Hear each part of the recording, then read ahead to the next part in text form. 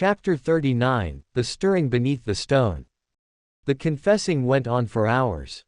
People who had not spoken to each other in years stepped forward with trembling lips and softened hearts. Broken friendships were repaired with a single embrace. Old wounds no longer hid behind pride. Even children, unaware of the town's old darkness, placed their hands on the stones and whispered simple prayers. The Holy Spirit rested over the square like a warm mantle, steady and sure. "Keep watch, BJ," he said, "for what rises next will be for the strengthening of all." Late in the afternoon, as the sun dipped behind the hills, the atmosphere shifted again. Not violently, not with fear, but with a rising sense of expectation. The air felt alive, like the moment before a seed breaks open beneath the ground. Silas stood beside the well, his posture straightening. "You feel that, right?" he asked. "I do," I said quietly. Emma joined us, her eyes reflecting golden streaks of sunlight. "It feels like something beneath the surface is waking up. Not a monster. Not a threat. Not a shadow from the past. A blessing." The Holy Spirit confirmed it. "Yes, Emma. Something that was buried, forgotten, and silenced by fear is being released." A low vibration traveled through the stones of the well, so subtle that it could have been mistaken for a shift in the earth. But it grew steadier, rising like a deep breath from beneath the ground. The old stories had called this well cursed. Silas once believed it hid a sleeping horror. Emma once feared the whispers that came from it at night. I once sensed a heaviness around it that made my spirit uneasy. But now the stone felt warm.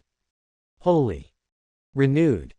A small elderly woman, the same who had first approached us earlier that day, stepped forward again. Her voice shook slightly as she spoke. "I believe there is something down there the Lord wants us to remember." Her words settled over the crowd like dew. The angel appeared near the rim of the well, visible only to spiritual sight. He placed a hand upon the stones, and when he did, the vibration deepened, spreading like a heartbeat into the ground itself. Emma whispered, "It sounds like life returning." Silas nodded slowly. "It sounds like a promise waking up." The Holy Spirit spoke again, his voice firm, vibrant, and full of authority. "BJ, speak what I show you."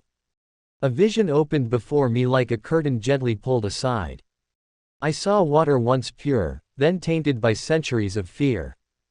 I saw hands reaching into the well long ago searching for answers, yet finding only despair. I saw an old covenant forgotten by the people, a promise buried under time and superstition. Then I saw light descending into the depths, purifying everything it touched. The water turned clear. The stone walls glowed. The years of darkness fled like smoke dissolving in wind.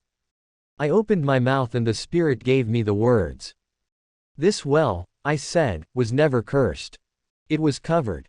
Covered by fear, covered by stories that had no truth in God, covered by the weight of a town that forgot its identity.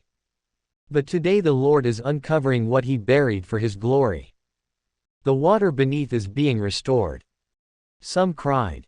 Some dropped to their knees. Some lifted their hands toward heaven with trembling joy. Silas bowed his head as peace washed over him. Emma pressed her hand to her heart, overwhelmed. The angel stepped back, glowing faintly. Then the sound came. Not loud. Not frightening. Not unnatural. A soft upward rush of water, like a fountain stirring after generations of silence. The crowd gasped as a thin line of crystal-clear water rose to the surface and spilled over the rim. It ran across the stones, down into the dirt, pooling gently at the feet of the people. It sparkled. Not with magic. Not with mystery. But with purity. The Lord was cleansing the ground beneath AshWood. And the Holy Spirit whispered, "This is only the beginning."